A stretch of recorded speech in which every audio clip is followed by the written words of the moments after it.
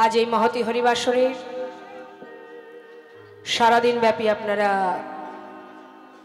भगवानेर कलिजीवेर सेई जे श्रेष्ठ धन मधुमाका हरिनाम संकीर्तन सेई महानाम यज्ञेर आजই आज के महोत्सव हलो ताई तो आपनारा परपर कয়েকদিন ধরেই महामंत्र आस्वादन करছেন।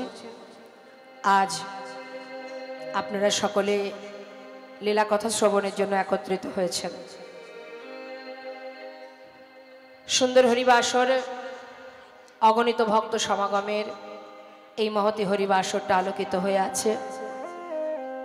সবাই মিলে আমরা একত্রিত হয়েছি आत्मार सेवार जन्य परमात्मार सेवार जन्य। এই যে স্থানটি দেখতেই পাচ্ছেন আপনাদের সম্মুখেই রাধা গোবিন্দের যুগল মূর্তি, অর্থাৎ এই জায়গাটি কিন্তু এখন আর অন্য কোনো জায়গা ভাবলে হবে না। সেই গোলক ধাম ভগবান শ্রীকৃষ্ণ আমরা তো তারই সন্তান মা, সেখানেও আমাদের একটা পরিবার আছে। এই সংসার জীবনে যেমন একটা পরিবার আছে সেখানেও একটা পরিবার আছে, তবে সেই পরিবারটা কি, সেটা হলো কৃষ্ণ পরিবার। তাই সেই ভগবানের পরিবারেরই আমরা সন্তান, আমরা সেই ভগবানের পরিবারেরই সদস্য, তারই অমৃতের সন্তান আমরা। তো আজ এই মুহূর্তটাকে আমরা সেই অপ্রাকৃত জগৎ, অপ্রাকৃত স্থান এবং আত্মার সেবার এই সুন্দর বাজারে, সাধুর বাজারে আমরা চিত্ত নিবেশ করে স্থির মনোভাব নিয়ে লীলা আস্বাদন করব। ভালো লাগছে সম্মুখে মায়েরা আছেন, কিন্তু বারবার বলবো আমি, লীলা আস্বাদনে যখন এত কষ্ট করে বসে আছেন চিত্তটা যেন স্থির থাকে, কারণ আমাদের মন খুব চঞ্চল। মন যদি স্থির করতে না পারি তাহলে কৃষ্ণ নাম শোনা হবে না। যতই এখানে আমি 3 ঘন্টা দাঁড়িয়ে যতই কৃষ্ণ নাম বলি না কেন, আমাদের আপনাদের মন যদি স্থির না থাকে তাহলে কিন্তু কানে কিচ্ছু ঢুকবে না। তাই সেই চঞ্চল মনকে স্থির করতে হবে, চিত্তকে স্থির করতে হবে, তবেই ভালো লাগবে।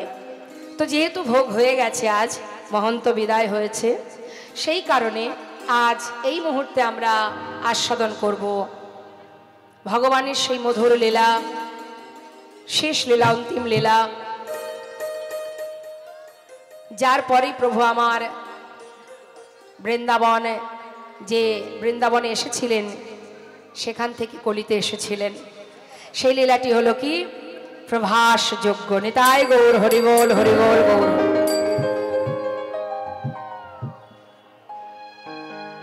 তো প্রভাস যজ্ঞ বলা যায়, আবার প্রভাস মিলনও বলা যায়। তার কারণ প্রভাসের তীরেই কিন্তু রাধা গোবিন্দের মিলন হয়েছিল। তা আমরা শুনবো আজকের আস্বাদনের বিষয় প্রভাস মিলন, প্রভাস যজ্ঞ। চলুন সবার আগে আমরা চলে যাব শ্রীধাম নবদ্বীপ ধামে। তার আগে একটা কথা বলবো, ভগবত কথা, লীলা কথা, কৃষ্ণ কথা, হরি কথা, অমৃত কথা, এই অমৃত কথা আস্বাদন করতে হলে, বা আমি যে আপনাদের সম্মুখে দাঁড়িয়ে এই লীলা পরিবেশন করব, এ কিন্তু মা যেমন তেমন বিষয় নয়, আমার গুণের কথা না, বা আপনার গুণের কথা নয়, তাই না? যাকে কখনো চোখে দেখিনি তার কথা বলা কি সহজ? হরিবল। এখন যদি আমি আপনাকে কোনো এক জায়গায় দোকান থেকে, আশেপাশে যে বাজার আছে, কি বাজার আছে? শ্রীরামপুর বাজার।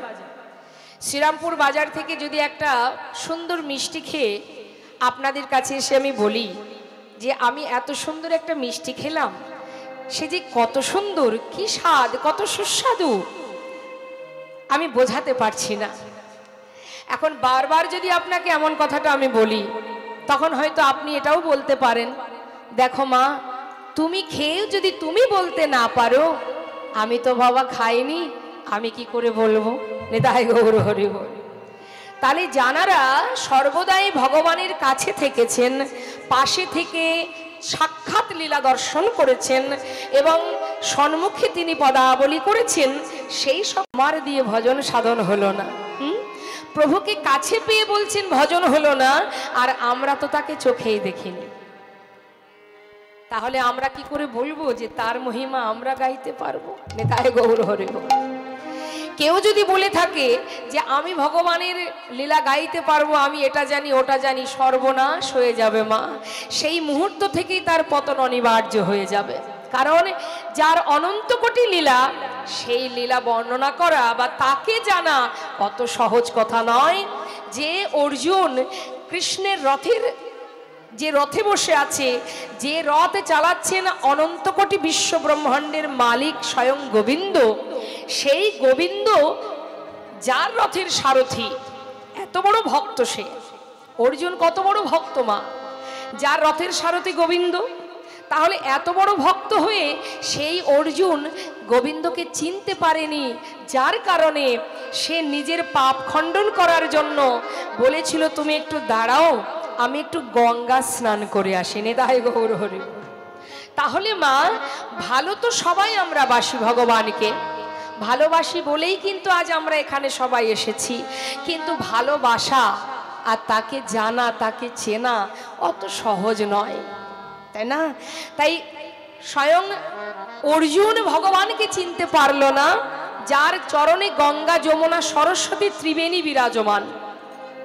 যার চরণ ধরলেই হয়ে যায়, সেই চরণ না ধরে গিয়েছিল গঙ্গা স্নান করতে।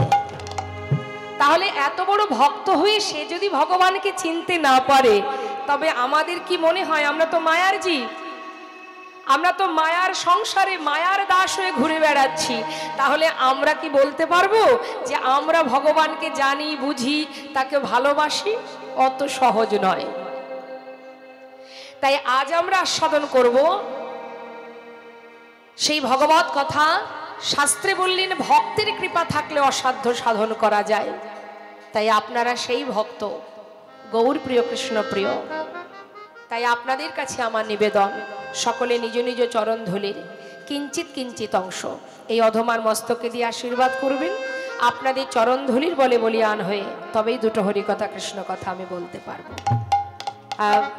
মনিটরটা সাউন্ডটা একটু বাড়িয়ে দাও।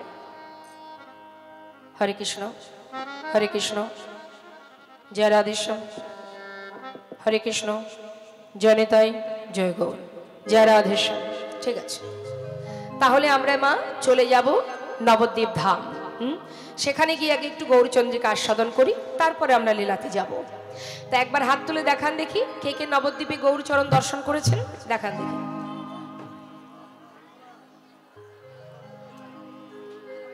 আচ্ছা, যারা হাত তোলেননি তাদের কি যাওয়া হয়নি? ও গিয়েছেন, তা কি হাত তুলতে কষ্ট হচ্ছে? কষ্ট হলে আর তুলতে হবে না, থাক। ভগবানের নাম গুণকীর্তন আস্বাদন করতে বসে ভগবানের চরণে দুহাত তুলে একটু আত্মনিবেদন করব, তাতেও আমাদের কষ্ট। দেখবেন মা, আমরা সর্বদাই সুখের কামনা করি। কোথায় গেলে সুখ পাবো? ঘরে সুখ, বাইরে সুখ। হরিবাসরে আসলে দেখবেন অনেকে খুঁটি খোঁজে, কোথায় একটু খুঁটি পাবো, একটু হেলান দিয়ে বসবো। সুখ সুখ আর সুখ, সুখ ছাড়া এতটুকু দুঃখ আমাদের ভালো লাগে না। হ্যাঁ, তা ঠিক আছে, হেলান দিয়ে বসেন, অসুবিধা নেই, কিন্তু কর্ম তো করতে হবে। আমার জন্য নয়, যার যার নিজের চিন্তা করে কর্ম করতে হবে। তাই প্রত্যেকেই যখনই জয়ধ্বনি হরিধ্বনি হবে দুহাত তুলবেন, মায়েরা উলুধ্বনি, আর আমার বাবা ভক্ত যারা আছেন তারা দুবাহু তুলে জয়ধ্বনি একবার প্রাণ ভরে সবাই মিলে নিতাই গৌর হরিমান হরিমান হরিমান। জয় রাধে। চলুন সবাই আমরা নবদ্বীপে যাই। নবদ্বীপে গিয়ে সবাই একবার গৌরচন্দ্রিকার মাধ্যমে একটি পদ আস্বাদন করে আসে।